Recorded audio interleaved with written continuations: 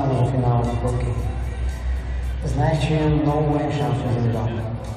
Но Там Йовчев остава четвърти на болезнена разлика от 12 хилядни до среброто.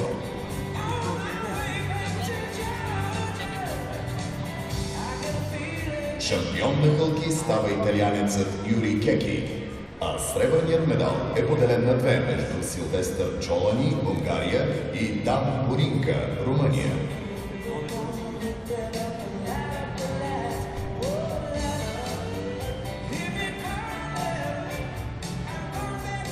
Да биеш 12 хиляди е хубаво, но когато губиш на 12 хиляди, боли много. Можеш и аз да спечеля сребро, поне да сме тримата заедно на стълбищата, с Чолани и Буринка, но това за жалост не се случи.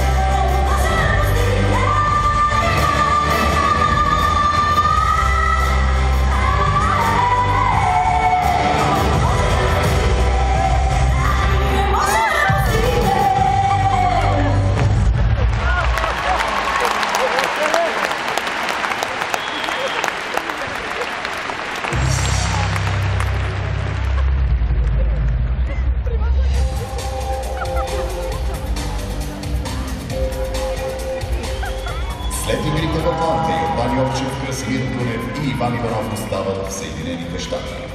12-те години там преминават в бясно темпо. Йовчев учи английски език, работи като треньор, участва в шоу-програми и тренира сам, но рядко пропуска тренировка. Той продължава да се състезава за България. Дунев и Иванов преустановяват състезателната си дейност. Америка ме научи на простата истина, че трябва да си добър за това, което правиш и че трябва всичко да се справиш сам. Данчо намира успокоение в самата атмосфера на залата и работи неуморно за повишаване на стартовите оценки на съчетанията си.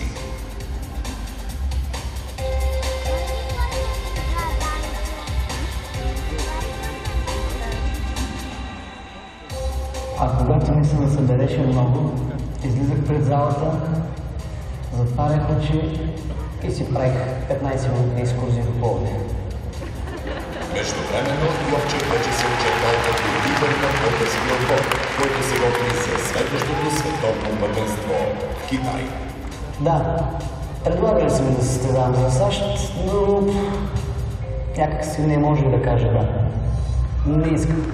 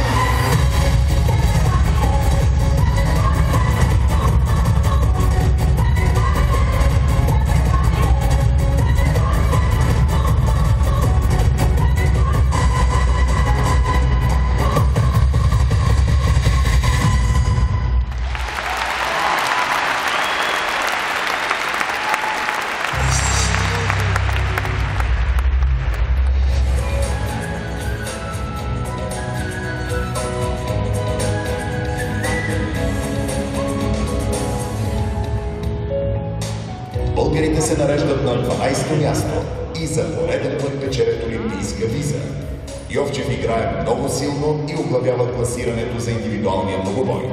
На успоредка обаче допуска малка грешка и остава с бронзов медал. Никой друг българин преди него не е печелил медал в многобоя на световното първенство. Ами да, използваме се злато от ръцете, но аз не знаех, че и бронзът, който спечелих, е толкова важен за България. Открита е нова страница в българската гимнастика. Йовчев е първият българин сред голямата тройка на света.